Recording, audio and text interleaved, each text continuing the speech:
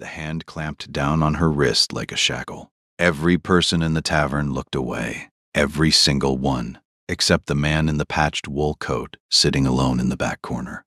Let me back up an hour. At nightfall, on a Thursday, the only people left in the Grey March Crossing Tavern were the ones the world had stopped counting. Miners grinding through back-to-back shifts in the iron pits. Border runners who moved goods between territories that weren't supposed to trade. Farmhands drinking away wages they couldn't afford to spend. And Corin Ashward, 34 years old, 200 pounds of scarred muscle hidden under a coat that had been patched so many times. The original fabric was a matter of speculation. Sitting in the back booth with a cup of watered ale, he was trying to stretch until his night shift started. His right shoulder throbbed. An orc war axe had caught him at Kesser Ridge 6 years ago. The blade had been removed, but the scar tissue had opinions about weather. Every time the rain came, the shoulder reminded him that the war wasn't finished with his body. Even if the treaties said otherwise, the rain hammered the shuttered windows like it was trying to get inside. Corin rolled the shoulder, winced, and counted backward from his shift. 40 minutes until he walked the Eastern Warehouse District.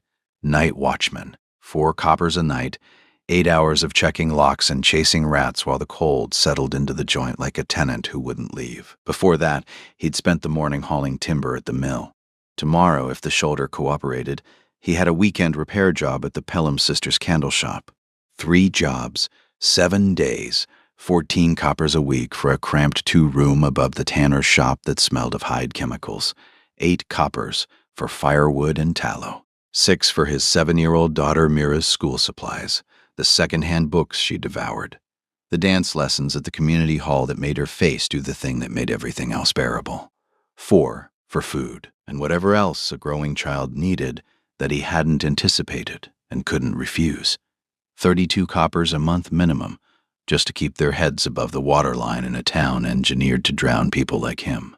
Corin Ashward had been a border scout. He'd led men through ambushes in the Thornwall passes, held a dying corporal's hand in the back of a supply wagon on a road that wasn't on any map, earned a service medallion he kept in a drawer he never opened. None of that translated into a living wage back home. His wife Ilara had been the one who managed everything. The money, the warmth, the stubborn belief that things would get better if you kept showing up. Then the wasting sickness came. 18 months of watching the strongest person he'd ever known become someone he couldn't save. She died 3 years ago. Corin had come apart for a while after that. A fight in this very tavern that landed him in the garrison holding cell overnight. Months of numbness so thick he couldn't taste food. Then Mira had looked up at him one morning and said, "Daddy, who's going to braid my hair?" Something in him had locked back into place. 2 years of learning to manage the nightmares. Regular sessions with the old healer, who understood that some wounds lived in the mind rather than the body. Discipline, routine, the daily architecture of a man who had rebuilt himself into something functional, if not whole. The tavern serving girl refilled his ale without being asked.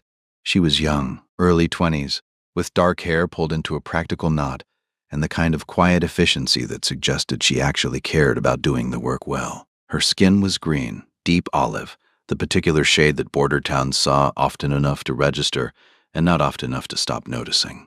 She was orc, though she moved through the human space with a careful practiced invisibility that suggested she'd spent considerable effort learning how to take up less room than her body naturally occupied. Her name, as far as the tavern's owner and customers knew, was Nara. Corin had been coming to the Grey March Crossing for 3 months on his late-night breaks, and he'd noticed things about her. The way she held her posture, straight-backed, shoulders set, the carriage of someone who'd been trained to sit at high tables, not serve them. The way she enunciated words with a precision that didn't match the rough diction of a tavern worker. The way her hands moved when she cleared plates. Efficient but careful. The movements of someone accustomed to handling things that mattered. He'd also noticed that she never complained, never shirked the worst tasks, never acted like the work was beneath her. Whatever her story was, it wasn't his business. Corin Ashward had learned a long time ago that everyone in a border town was fighting a war you couldn't see, and the polite thing was to let them fight it in peace. Her real name was Nareen Gorath, and her war was with her own bloodline. Nareen, 24, trained in orc statecraft and territorial negotiation since childhood, heir apparent to the Gorath clan, the most powerful orc political house north of the Grey March line. Apparently, after Rogue laricized, the natural peninsula of their own devastating rogue was in the presciventioned death. The arrow felt it, before he had fallen into a conduction, but the arrow found Eric still watching. Her father, Warchief Gorath, had forged the Grey March Accords that ended the 10th Reclamation. He commanded the loyalty of 12,000 warriors and the grudging respect of every human government south of the mountains. Noreen could have been sitting in the clan council chamber right now, reviewing trade proposals and mediating territorial disputes between subclans that had been feuding since before she was born. Instead, she was scrubbing dried stew off a wooden table at 1 in the morning, and she had never learned more in her life. It wasn't a breakdown, whatever her father's advisors whispered when they thought she couldn't hear. It was a choice. Noreen had spent her entire life inside the architecture of orc power, a world where every interaction was political, every conversation a negotiation, every relationship a function of clan rank and strategic value. She'd sat in council sessions where elderly war chiefs debated peace treaties with humans, while privately admitting they'd never shared a meal with one. She'd argued for cross-border cooperation in chambers where the word human was used the way some humans use the word animal, as a category rather than a description.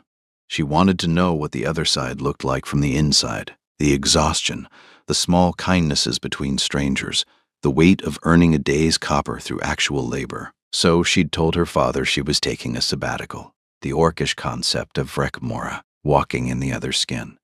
She'd filed her tusks, adopted a shortened name, and found work at a tavern that would never appear in any diplomatic briefing. The arrangement worked because of a deal she'd struck with her father.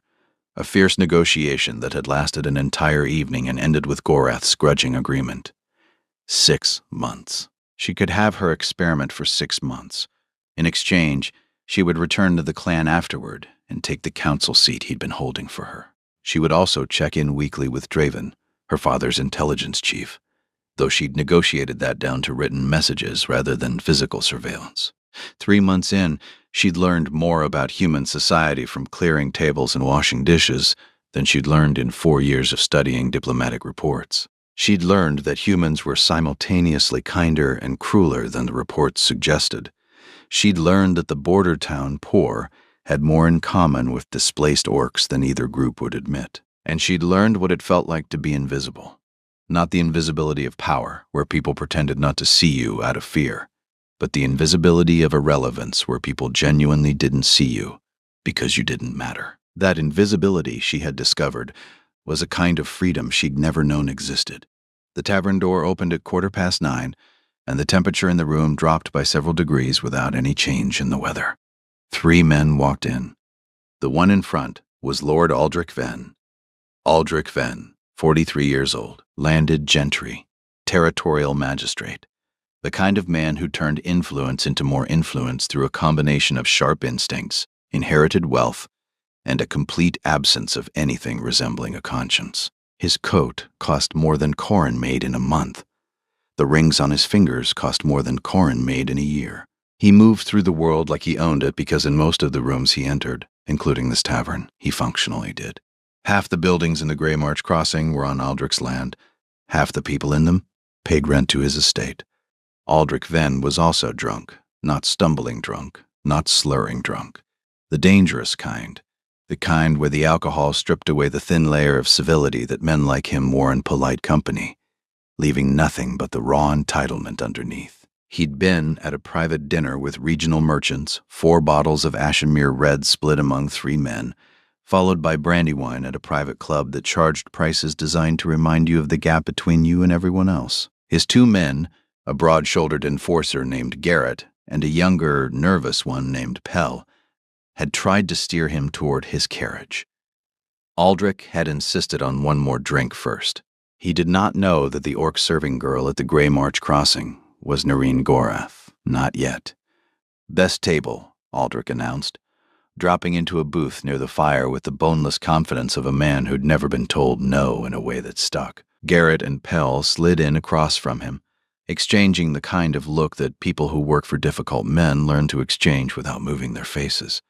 Noreen approached with her serving tray. "Good evening. What can I get you? Ale, Aldrich said, not looking at her. The good barrel, not the swill you serve the miners. And make sure the cup is clean. Last time I was in a place like this, I caught something that took a week to shake. Coming right up, she turned to go. That's when Aldrich's hand shot out and locked around her wrist. The grip was sudden and hard, the kind that left marks. Finger-shaped bruises that would darken by morning. Noreen's serving tray clattered against the table edge. Her eyes went wide, a flash of genuine shock and fear that she couldn't quite mask behind her practiced composure. "Hold on, sweetheart," Aldrich said, his voice carrying across the silent tavern. "What's the rush? Stay and talk. Pretty greenskin like you working a dump like this. You must be dying for some real conversation." "Sir, please let go of me," Noreen said. Her voice was steady, but Corin, watching from his booth, could hear the thin edge of strain underneath. "Don't be like that." Aldrich pulled her closer, his thumb pressing into the inside of her wrist. "I'm being friendly. Sit down. Have a drink with us. I'm working. Please let go." Second time, she'd asked, "Come on, let go of me." Third time, her voice harder now, louder. The miner in the corner booth studied the grain of the wooden table with exaggerated focus. The farmhand near the door began fastening his coat. The tavern keeper turned away and began wiping a counter that was already clean. This was how it always worked. Title talked, power grabbed. Everyone else found somewhere else to look. Because Aldrich owned the building, and Aldrich's owned the land, and Aldrich's displeasure had consequences that lasted longer than one uncomfortable evening. Corin Ashworth set his ale cup down. The clay made a small, precise sound against the wooden table. He stood, and the movement was slow and deliberate, the way he used to move when approaching an unfamiliar checkpoint on the border. Non-threatening on the surface, absolutely certain underneath. He covered the distance between his booth and Aldrich's table in 4 unhurried steps. His boots barely made a sound on the stone floor. "That's enough," Corin said. His voice was quiet, conversational, the kind of quiet that made both of Aldrich's men shift in their seats. Garrett's hand drifted toward his belt, probably a blade. Pell looked at the door like he was calculating the distance. Aldrich looked up. His eyes traveled over Corin with the practiced assessment of a man who categorized people by net worth. Patched coat, calloused hands, work boots with the sole separating on the left one. In Aldrich's mental ledger, Corin Ashworth didn't even register as a line item. "Mind your own business, friend," Aldrich said. "This doesn't concern you." "That's where you're wrong," Corin replied, his gaze fixed on the place where Aldrich's fingers pressed into Noreen's skin. "She asked you 3 times to let go. When a man puts his hands on a woman who doesn't want it, it stops being a private matter. It becomes everyone's concern." He paused. "Let the silence do some work. I'm asking you once, politely. Let her go." The tavern held its breath. The fire crackled. Rain hammered the shutters. Somewhere in the back, the cook turned away from the window. Noreen looked at Corin, and something complicated moved across her face. Surprise, gratitude, and something deeper, a kind of recognition, as if she were seeing proof of something she'd been told didn't exist. In her world, in the world of clan politics and territorial maneuvering, people didn't intervene for strangers. They calculated. They weighed exposure against advantage. They absolutely did not stand up in a tavern and put themselves between a powerful man and an orc serving girl, simply because it was the right thing to do. Aldrich's face darkened. The alcohol burned away whatever thin calculation might have told him to back down. "Do you have any idea who I am?" he said. "I own half the buildings in this town. I could have your lease revoked by morning. I could make sure you never work in the Grey March again. You'd lose your room, your pathetic little wages, whatever sad arrangement you've stitched together. Don't test me. I know exactly what you are," Corin said, and now there was an edge in his voice, quiet as a blade being drawn from a sheath. "You're a man who thinks his title makes him untouchable. But right here, right now, in this tavern, your title doesn't mean a thing. You're going to let go of her wrist, you're going to apologize, and then you're going to leave. Or we're going to have a different kind of conversation. Your choice." Aldrich made 2 mistakes. The first was looking at Corin Ashworth's worn clothes and seeing weakness. The second was nodding at Garrett. Garrett started to rise, reaching for Corin's shoulder with one heavy hand, the kind of gesture meant to move a problem out of the way. The movement that followed was so fast and so clean that most people in the tavern later said they weren't sure what they'd seen. Corin pivoted on his left foot. His right hand came up, trapped Garrett's reaching arm at the wrist and elbow. A twist, a controlled step, and Garrett was face down on the table, his arm locked behind him in a hold that promised serious damage if he moved. The whole thing took less than 2 seconds. No wasted motion, no violence beyond what was necessary. Textbook Border Scout training. Pell had half risen from his seat. Corin pointed at him with his free hand, a single gesture, index finger extended, calm as pointing out a street sign. Pell sat back down. "Nobody needs to get hurt," Corin said, his voice still at conversational level. "Your man's fine. Shoulder might be sore in the morning. Nothing's broken. Yet." He looked at Aldrich. "Let her go." Aldrich released Marine's wrist. She stepped back, cradling it against her chest, red marks already blooming on the green skin. Corin held the lock for one more second, then released Garrett, who stumbled backward, clutching his shoulder and swearing. Corin returned to his booth, picked up his ale, and took a sip as if nothing had happened. "You just made the biggest mistake of your life," Aldrich snarled, straightening his coat. "I'll have the garrison commander here within the hour. Assault on a magistrate. You'll rot in a cell." "Go ahead," Corin said. "Everyone here saw you grab her first. What I did was defensive intervention on behalf of another person. Any officer worth his badge knows the difference." The garrison patrol arrived 20 minutes later. Sergeant Hollis, a steady, methodical man who'd served the Grey March district for 15 years, took statements from everyone present. He knew Corin by reputation, the border scout who worked 3 jobs, never caused problems, always had his daughter at school on time. The problem was the witnesses. The tavern keeper, Aldrich's tenant, gave a carefully vague account that placed blame on nobody and described nothing clearly. 2 other customers had conveniently left before the patrol arrived. The miner who'd been in the corner claimed he'd been looking at the table and hadn't seen how it started. Aldrich's account was clear, precise, and entirely fictional.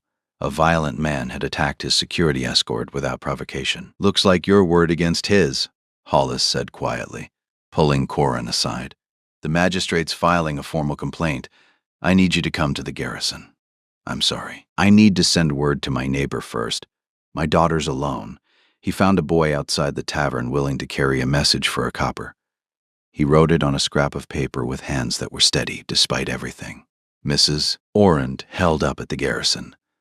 "Mira needs breakfast. I'll be home when I can. Thank you. See." He folded it, paid the boy, and followed Hollis to the garrison without argument. If this story already has you, if you can feel the weight of a man who did the right thing and is about to pay for it, let us know where you're watching from in the comments. To see member-exclusive episodes and walk this road before anyone else, hit the join button for a membership. And if this moment earned it, a super thanks is the clearest way to say, "I see what you're building." Keep going. Part 2, the price. The garrison holding cell smelled of damp stone and old regret. Corin sat on the wooden bench with his back against the wall and his hands resting on his knees, palms up, in the deliberate stillness of a man who had learned through years of military discipline that the difference between patience and resignation was entirely internal. From the outside, they looked the same. He was released at dawn. Hollis walked him to the gate with the slightly apologetic posture of a man who understood that following procedure and doing the right thing were not always the same action. "The magistrate's complaint is filed," Hollis said. "Investigation pending. You're not charged, but you're not cleared either. Stay available." "I'm always available. I live here." "That's what worries me." Corin walked home through streets that were just beginning to wake, bakers firing ovens, water carriers making their rounds, the slow, reluctant machinery of a town that didn't particularly enjoy being conscious. His shoulder ached from the cell bench, his hands smelled of iron. Mrs. Orant's door opened before he knocked. The neighbor was 63, built from the same materials as the town itself, stone patience, and stubborn functionality. And she had been watching Mira since 2 in the morning, without complaint, because that was what neighbors did when the world was working properly, and nobody had broken the mechanism yet. Mira was at the kitchen table, eating porridge with the focused seriousness she applied to everything. She looked up when Corin appeared in the doorway and studied his face with the quick, practiced assessment of a child who had learned to read adult weather patterns early. "Are you okay, Daddy?" "I'm fine, sweetheart. Mrs. Orant said you were helping someone." "Something like that." The spoon made one slow rotation through the porridge. Then she looked at him with the specific, unguarded directness that 7-year-olds deploy when they've decided a question is important enough to ask despite sensing it might be difficult. "Did you help someone like when you were a border scout?" Corin closed his eyes for a moment. "Something like that. Get your things. I'll walk you to school." He walked her through the morning streets with her hand in his, answering her questions about what border scouts actually did with carefully edited versions that preserved the courage and removed the blood. She accepted these with the particular skepticism of a child who knows she's being managed but is willing to tolerate it because the alternative, the full truth, is something she's not ready for and suspects her father isn't ready to give. At the school gate, she turned and looked up at him. "Daddy?" "Yeah." "When you help people, does it always make things harder after?" Corin crouched to her level. "Sometimes, but you do it anyway." "Why?" "Because the person who needs help doesn't have the option of waiting for a convenient time." Then she hugged him. Brief, fierce, the kind of hug that transmits more information than language, and walked through the gate. Corin stood outside the school for 30 seconds longer than necessary, watching the small figure with the dark hair disappear into the building. Then he straightened his coat, rolled his bad shoulder, and went to check whether he still had any jobs. Lord Aldrich Venn did not waste time on anger. Anger was an expenditure. Aldrich dealt in investments. By mid-morning of the day following the tavern incident, his campaign had begun. Not with dramatic declarations or visible fury. That was how amateurs operated. Aldrich worked the way money works. Quietly, structurally, through channels that existed specifically because men like him had built them. The first conversation was with Harmon Greaves, who managed the Eastern Warehouse District and employed Corin as night watchman. The conversation lasted 4 minutes. Aldrich didn't threaten. He didn't need to. He mentioned that his estate was considering consolidating its warehouse leases, and that the decision would likely favor managers who demonstrated good judgment in their staffing choices. Greaves understood. He always understood. That was why he managed warehouses instead of owning them. The second conversation was with the timber mill foreman, who employed Corin for morning shifts. Similar structure, similar length, similar result. The third conversation didn't need to happen. The Pelham sisters, who'd hired Corin for weekend repairs, heard about the incident from 3 separate sources before noon, and quietly removed his name from their schedule. Not out of malice, out of the particular, calculated caution that small business owners develop when they live on rented land, and the landlord has opinions. By evening, Corin had gone from 3 jobs to 0. He sat at the kitchen table that night after putting Mira to bed, looking at the small stack of obligations he'd organized by due date: rent in 12 days, firewood bill past due, dance class tuition he'd already paid. Thank God for that. School fees due next month. He could make it, maybe, 6 weeks on savings. After that, the arithmetic stopped being arithmetic and became something else. The specific, quiet desperation of a man who has done everything right and is running out of floor. His hands were steady on the table. The healer's techniques had been working for 2 years. He wasn't the broken man who'd thrown a punch in this tavern after Alara died. He was a father who'd done the right thing and was being punished for it by a system that had been designed from the ground up to make sure that the wrong people never faced consequences and the right people never stopped paying. The rumors arrived before the facts did. Aldrich's men didn't need to lie. They simply told a version of the truth that omitted everything that mattered. By the time the story had circulated through the Greymarks Crossings market stalls and alehouses, it sounded like this. A violent former soldier with a history of tavern brawls had attacked Lord Aldrich's personal security without provocation. The orc girl wasn't mentioned. The wrist wasn't mentioned. The 3 times she'd asked him to stop weren't mentioned. What was mentioned repeatedly by people who hadn't been present but spoke with the confidence of eyewitnesses was Corin's incident after Ilara's death. The fight, the garrison cell, the months of visible struggle. These details were presented without context, the way ammunition is presented without a weapon, technically inert, practically devastating. Parents at Mira's school whispered when Corin arrived for pickup. One mother pulled her daughter away from Mira on the schoolyard. Another asked the schoolmaster within earshot of 6 other parents whether it was appropriate for children of violent men to attend alongside children of respectable families. Mira came home on the 4th day with a question that she delivered in the careful, measured tone of a child who has been rehearsing the sentence in her head for the entire walk home. "Daddy, why did Tessa's mother say I can't play with her anymore?" Corin was washing dishes. His hand stopped moving. "What else did she say?" "She said you're dangerous." A pause. Olan said, "His father said you're a deli, a crazy man." "I told him you're not." He said, "His father said so." Corin dried his hands. He knelt beside her, carefully the way he always approached the moments where parenting required truth rather than comfort. "I protected someone who was being hurt. The man I stopped was powerful, and powerful people don't like being stopped. So he's telling everyone a version of what happened that makes me look bad. But you did the right thing." "Yes." "Then why is the right thing making everything worse?" Not because there wasn't one, but because the honest answer was too heavy for a 7-year-old, and the dishonest one was too light for the question. "Because sometimes the right thing costs more than the wrong thing," he said. "But that doesn't change which one you choose." Mira looked at him.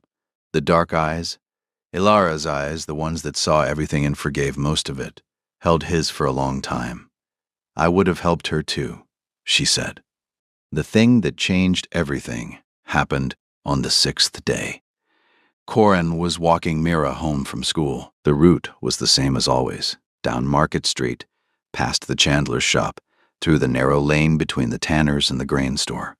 10 minutes, 15, if Mira stopped to look at the stray cat that lived behind the baker's. He noticed the man at the corner of Market Street, not because the man was doing anything obvious.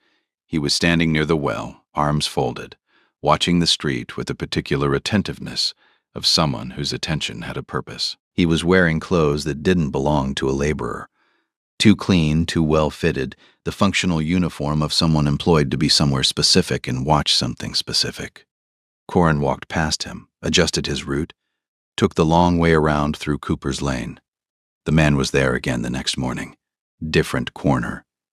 Same watchfulness. Same too clean clothes. The 3rd time, the man was outside the school. Corin saw him from across the street, leaning against the stone wall, eyes on the gate where children were filing out. Mira's school, Mira's gate, Mira's departure time. Something moved through Corin that was not anger. Anger was hot. This was cold. This was the specific ice-clear focus of a man whose training had prepared him for threats he could fight, and whose parenthood had introduced him to threats he could not afford to lose against. He walked Mira home by a different route. He said nothing about it. She didn't notice, or she noticed and chose not to ask, which was sometimes the same thing with children who had learned to read their father's silences. That night, after Mira was asleep, Corin stood at the window of their small room and looked at the street below. The man wasn't there, but the absence was not the same as safety, and Corin knew the difference. He pressed his forehead against the cold glass and made 2 decisions. The first was that he would not be afraid. The second was that if Aldrich Vinn's campaign touched his daughter, not the rumors, not the social consequences, but his daughter directly, then the conversation between them would leave the territory of tavern confrontations and enter a place that Aldrich's money and title could not follow him into. His hands were steady. His shoulder ached. The rain had started again. He did not sleep. Part 3. The name. What Lord Aldrich Vinn did not know at the tavern, and what he discovered roughly a week later when his private intelligence man delivered a morning briefing, was the identity of the orc girl he'd grabbed. He'd been too drunk to look closely. The plain serving clothes, the filed tusks, the shortened name, none of it had triggered the mental file he kept on the orc political houses, whose trade agreements were the foundation of his territorial wealth. But when the intelligence report crossed his desk, with sketches cross-referenced against clan registries that Aldrich's agents maintained for commercial purposes, the floor dropped out from under him. Nareen Gorath, Warchief Gorath's daughter, the daughter of the man whose trade concessions represented 40% of Aldrich's annual revenue, the clan whose iron ore contracts were the centerpiece of his entire economic strategy. The panic lasted about 10 seconds. Then the calculation replaced it. Aldrich Venn had not built a territorial fortune by panicking. He built it by controlling outcomes. And right now, the outcome needed to be very simple. The former border scout was unstable and violent. The incident was a misunderstanding. The orc girl was nobody important, and anyone who said otherwise needed to be made quiet. He sent his attorney to Corin's door the next morning. The man arrived with a leather case, clean clothes, and the particular professional courtesy that powerful men's representatives deploy when they want you to understand that cooperation is not optional, but has been dressed up to look like choice. Lord Venn would like to resolve this matter privately, the attorney said, setting a document on Corin's kitchen table. 200 silver, full release of all claims, a statement acknowledging that the events at the tavern were a misunderstanding and an agreement not to discuss the incident publicly. 6 months of rent, enough to keep Mira in school and dance classes through the winter, enough to buy time until new work could be found. Corin looked at the document for exactly 3 seconds. Then he tore it in half.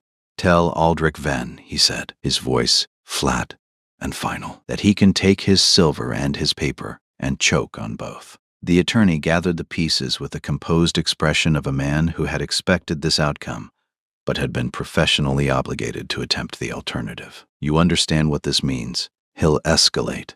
He's already watching my daughter walk to school. How much more can he escalate? You'd be surprised." Corin sat at the table looking at the torn document, and the stack of bills arranged by due date, and the space on the wall where Mira's drawings were starting to multiply beyond the available surface. His hands were steady. Help arrived from an unexpected direction. Marin Hallowfield was 36 years old, the only practicing advocate in the Grey March Crossing district, and the kind of person who had clawed her way to a legal education through scholarships and stubbornness while raising a son alone in a town that didn't consider women's legal practice a real profession. She carried a briefcase that was older than most of her clients' grievances and wore a coat that she'd repaired so many times it had become a philosophical statement about persistence. She appeared at Corin's door the evening after the attorney's visit. "I'm your advocate," she announced. "Someone at the garrison told me what happened. I do veterans' cases. It's the thing I'm most proud of, and it pays nothing, and I'll fight anyone who tries to stop me." Aldrich's attorney had sized her up during a preliminary hearing, seen the worn coat, the repaired briefcase, the single-room office above the cobbler's shop, and made the same mistake Aldrich had made with Corin. He underestimated her. "My client was acting in defense of a third party who was being physically assaulted," Marin said, her voice cutting through the hearing chamber like a clean blade. "Unless Lord Venn wants his blood alcohol level from that evening entered into the record alongside the testimony of multiple witnesses, I'd suggest we all take a breath." The complaint was held, pending investigation. Corin was not charged, but the investigation moved at the speed of bureaucracy, which was to say, at whatever speed was most convenient for the people who wanted the outcome to be predetermined. Meanwhile, Marin was doing the unglamorous work that would never make anyone's highlight. She found Rena Moss, 29, who'd worked as a serving girl at Aldrich's private hunting lodge. Rena had her own story, hands where they shouldn't have been, propositions that crossed every line, threats that followed refusal. 2 other women came forward privately, one human, one orc, willing to provide sworn statements but terrified of going public. "We have a pattern," Marin said, spreading documents across her cluttered desk. 3 women, consistent accounts, corroborating details. But patterns prove character, not the specific events of that night. We still need someone who was in that tavern to speak. The witness who broke the silence was a miner named Harlan Crew.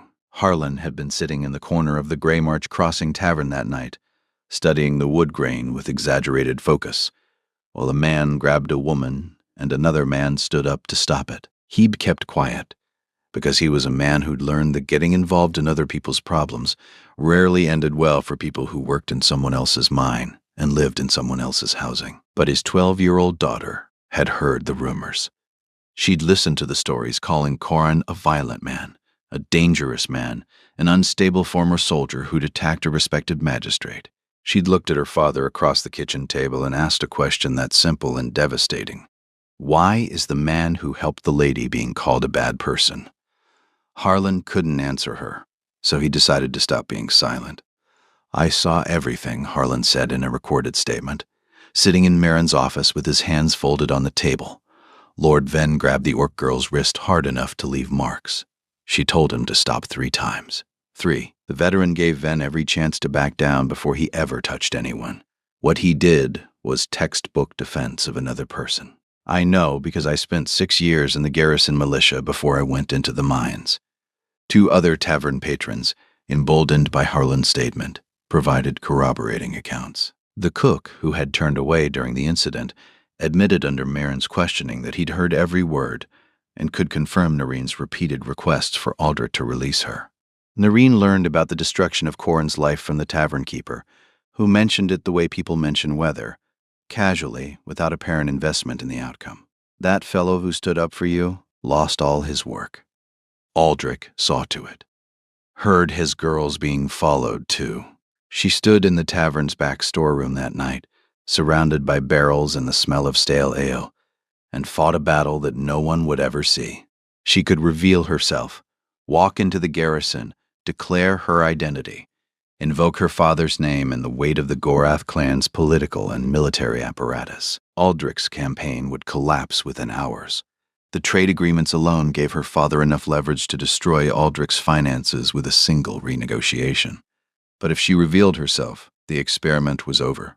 Her father would send Draven. She would be extracted. The 6 months she'd negotiated, the months of learning, of seeing humans as they actually were rather than as diplomatic abstractions, would end, and the council seat would come with an asterisk. She went to live among humans and had to be rescued. The political argument she'd wanted to make, that humans and orcs could coexist because humans were fundamentally decent, would be undermined by the very incident that proved it.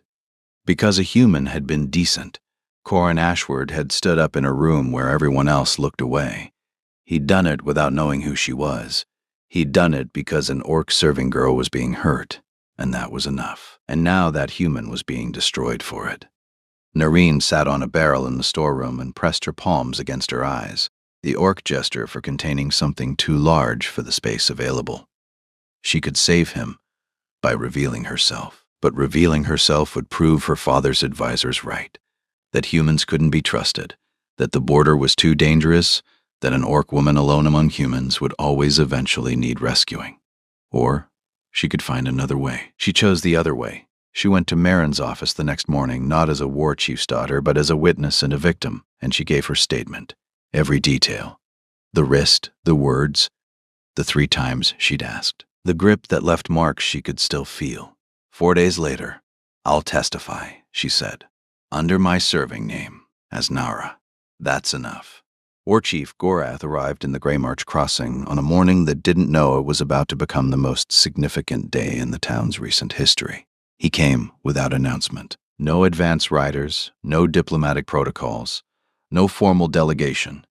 Just an orc of 61 years, built like something the mountains had produced rather than raised, riding a black warhorse into a human border town with the unhurried confidence of a man who had commanded armies and negotiated peace treaties, and found both activities less complicated than people assumed. He was there because Draven, his intelligence chief, had failed to receive Noreen's weekly check-in for the 2nd consecutive period. The first missed message had been noted. The second had activated a protocol that Noreen had not been informed existed, because Gorath was a father before he was a warchief, and fathers do not negotiate the safety of their children. Gorath did not go to the garrison. He did not go to the magistrate's office. He went to the tavern where Draven's last intelligence placed his daughter's employment. And he walked through the door at 10 in the morning with the kind of physical presence that made the room feel smaller, not because he was large, though he was, but because the space between him and the walls seemed to have been measured personally and found adequate. Noreen was behind the serving counter, washing cups.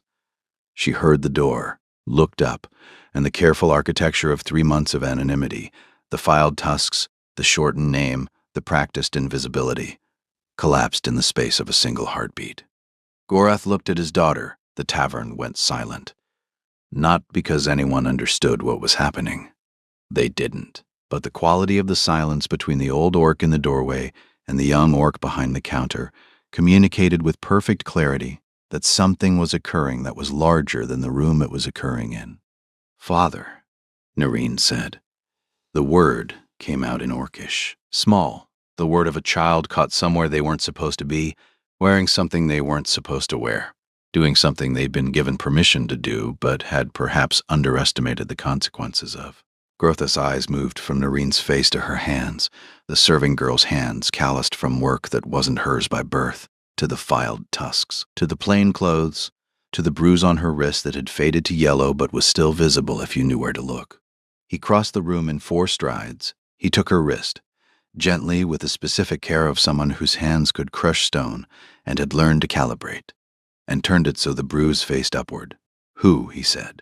One word, in common, spoken with enough controlled force that the tavern keeper backed into his own kitchen without deciding to. Noreen didn't answer immediately. She was calculating. Not the way diplomats calculated, with variables and outcomes and strategic positioning, but the way a daughter calculates when her father is standing in front of her with a face like weather about to break, and the truth is, simultaneously the most dangerous and most necessary thing she can offer. "I will tell you everything," she said, "but not here, and there is a man you need to know about first. A human man. He protected me when no one else would, and now he's paying for it. Take me to him," he said. Part 4. The table the tribunal was held in the Grey March Crossing Assembly Hall, on a Tuesday morning, 3 weeks after the night at the tavern. It was not a grand event. The Grey March Crossing did not produce grand events.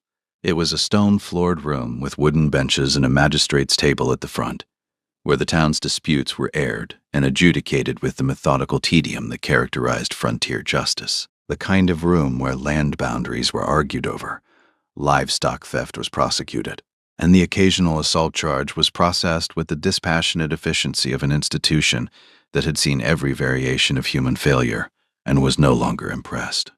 Lord Aldrich Venn was seated near the front, flanked by his attorney. He was confident. The campaign had worked. The border scout was unemployed. The witnesses were cowed. The orc serving girl's testimony would carry the approximate legal weight of a rumor. The outcome, in Aldrich's estimation, was already decided. All that remained was the formality of having it ratified. Sergeant Hollis called the session to order. The garrison commander, a cautious administrator named Welford, who preferred paperwork to confrontation, presided. "Before we address the complaint filed by Lord Venn," Welford said, "there is a matter of standing I need to raise. Aldrich's expression didn't change. These procedural preludes were common and typically harmless." The assembly hall door opened. Warchief Gorath walked in. He did not enter the way diplomats enter, with measured steps and calculated expressions, and the subtle performance of authority that powerful people use to remind rooms of their importance. He entered the way a geographical feature enters your field of vision. Suddenly, completely, with the absolute indifference of something that was there before you arrived and would be there after you left. Behind him, Noreen, no longer in serving clothes. She wore the formal tunic of the Gorath household. Dark leather, clan sigils at the collar, the garment of a woman who had set aside a disguise, not because it had been discovered, but because it was no longer necessary. Aldrich's attorney recognized the clan sigils before Aldrich did. The color left his face in a way that suggested his understanding of the situation had undergone a complete structural revision in the space of approximately 2 seconds. "I am Gorath," the Warchief said, addressing the room in common that was fluent, precise, and carried the particular weight of a language being used by someone who had 4 others available and had chosen this one for the audience's convenience. "My daughter Noreen has been living in this town under an assumed identity for the purpose of cultural study. During her time here, she was physically assaulted in a public establishment by a man who holds a magistrate's commission in this district.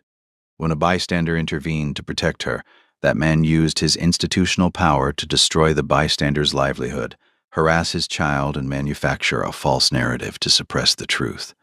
I have reviewed the evidence.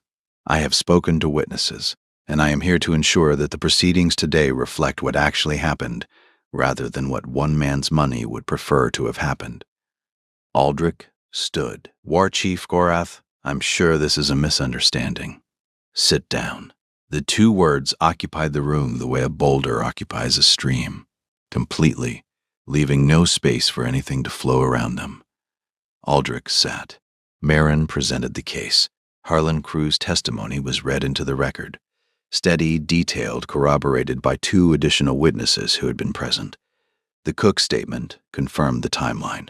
Noreen's own testimony, delivered not as a serving girl, but as the woman she actually was, in a voice that carried the trained authority of someone raised in council chambers, described the incident with a precision that left no room for the convenient ambiguities Aldrich's narrative had relied on. Rena Moss testified, then the second woman, then the third. 3 incidents, 4 years, devastating in their accumulation. Aldrich's attorney attempted objections that withered in the air before they landed. The pattern was too clear, the evidence too consistent, and the presence of a war chief in the room had shifted the calculation in a way that money could not counterbalance. Commander Welford reviewed the evidence for 7 minutes. Then he rendered his judgment. Lord Aldrich Venn, based on the testimony presented, the physical evidence of injury, the corroborated witness statements, and the documented pattern of similar conduct, I find the original complaint against Corin Ashworth to be without merit and motivated by retaliatory intent. The complaint is dismissed. He paused. Furthermore, this tribunal finds sufficient evidence to warrant criminal charges against Lord Venn for assault, witness intimidation, and abuse of magisterial authority. The defendant's territorial magistrate commission is suspended pending full investigation. Sergeant Hollis, take him into custody. Aldrich didn't move. For the first time in his adult life, his money and his title had nothing to say. The room watched as Hollis walked to the front bench, and Aldrich Venn, landowner, magistrate, man who had never been told no in a way that mattered, was led from the assembly hall in restraints. The room exhaled. After the tribunal, Gorath asked to see Corin, not at the assembly hall, not at the garrison. At Corin's home, the cramped 2-room above the tanner's shop that smelled of hide chemicals and contained the entire material evidence of a life maintained through discipline and love, and the refusal to let either one be the thing that gave way first. Gorath sent Draven ahead to arrange it. Corin, who had attended the tribunal and watched the proceedings with the still unreadable expression of a man processing an outcome he had not expected, agreed without asking why. When Gorath arrived, he stood in the small main room and looked at it the way a strategist looks at terrain, reading the surfaces for what they revealed about the person who occupied them. The military neatness, the folded flag on the shelf, a woman's portrait, painted, small, positioned where the morning light would catch it, drawings covering every available wall surface, each one signed with the large, uneven letters of a child who had not yet learned to make her name small. A service medallion in a drawer that was open because someone, Mira, had been looking at it. Gorath sat in the chair Corin offered. Corin sat across from him. Between them, the kitchen table, scarred, sturdy, the surface where bills were organized and homework was supervised, and bread was sliced and the daily business of survival was conducted. My intelligence chief investigated you, Gorath said, not apologetically, factually. I wanted to understand the man who protected my daughter, whether he was an opportunist, a man positioning himself for advantage, someone who had recognized who she was and calculated the benefit of intervention. Corin said nothing. He waited. What Draven found was a man who visits his wife's grave every Sunday, who has never missed his daughter's dance performances, who was offered 200 silver to stay silent and tore the document in half. Gorath looked at Corin with the assessment of someone who had spent 40 years measuring people and had developed an accuracy rate that left little room for revision. My daughter's council advisors believe that humans cannot be trusted, Gorath said. that the border will always produce exploitation, that an orc woman alone among humans will inevitably be mistreated, and the humans who witness it will inevitably look away. He paused. You did not look away. No. You did not know who she was. No. If you had known, if someone had told you that the serving girl was the daughter of the most powerful warchief north of the Grey Mark, would you have acted differently? Corin considered the question with the particular seriousness of a man who understood that the right answer was not the impressive answer, but the honest one. No, he said. I didn't stand up because of who she is. I stood up because of what was happening to her. Those are different things. Goreth was quiet for a long time. Nareen told me something, he said. She said that in 3 months of living among humans, the single most important thing she learned was this: when a man in a patched coat stands up for an orc serving girl he doesn't know, against a lord who could destroy him, the argument that humans and orcs cannot coexist becomes very difficult to maintain. Corin didn't respond. The morning light moved across the table between them. I don't say thank you, Goreth said. A war chief does not express gratitude. It implies debt, and debt between a war chief and a private citizen creates obligations that complicate governance. He stood, extended his hand. The human gesture, not the orc one, deliberately chosen. Instead, I will say this: my daughter has good judgment about people. She found the right human. The grip was careful on Goreth's side, the calibrated restraint of someone whose full strength would be medically inadvisable for the receiving party. Your daughter doesn't need protecting, Corin said. She's tougher than anyone in that tavern, including me. I know, Goreth said. That's what concerns me as a father. Nareen came to Corin's door 3 days after the tribunal. She was wearing traveling clothes, practical, well-made, no clan sigils. She carried nothing except a leather folder and the particular expression of someone who has rehearsed a conversation in their head and is now discovering that rehearsal and execution are different activities. I owe you an explanation, she said. You don't owe me anything. I lied to you about my name, about who I am. I let you risk everything for a person who wasn't real. Nara was real, Corin said. She worked hard, she didn't complain, and she needed help. The name didn't matter. Nareen stood in his doorway and processed this with the visible effort of someone whose entire political education had been built on the premise that identity was the primary currency of interaction, and who was being told by a man in a patched coat that he had never checked her balance. Can I come in? He stepped aside. She sat at the kitchen table, the same table where the bribe had been torn, where the bills were stacked, where Mira did her homework. She opened the leather folder. I'm building something, she said. When I go back to the clan council, I'm proposing a new initiative: cross-border dispute resolution. Human-orc mediation teams stationed in border towns. People trained to intervene in conflicts before they escalate. Not with weapons, but with presence. The kind of intervention you did at the tavern, but structured, trained, available. I need someone to lead the human side. Someone who understands de-escalation under pressure. Someone who's been trained in defensive response and can teach others. Someone who does the right thing when no one's watching, and also when everyone is. Someone who stands up in a room where everyone else sits down. Corin looked at the folder. Inside, a position description. Salary in border trade, silver. Real money, not coppers. Flexible hours built around a parent's schedule. Work that mattered. Offered not as a reward for saving the war chief's daughter, but because his specific skills, the skills of a border scout, a crisis responder, a man who'd learned to manage his own damage through discipline, were exactly what the program needed. Can I think about it? He asked. Of course. He closed the folder, looked at the drawings on the wall, at Alara's portrait in the morning light, at the stack of bills that had been growing since the night he'd stood up in a tavern and done the only thing he knew how to do.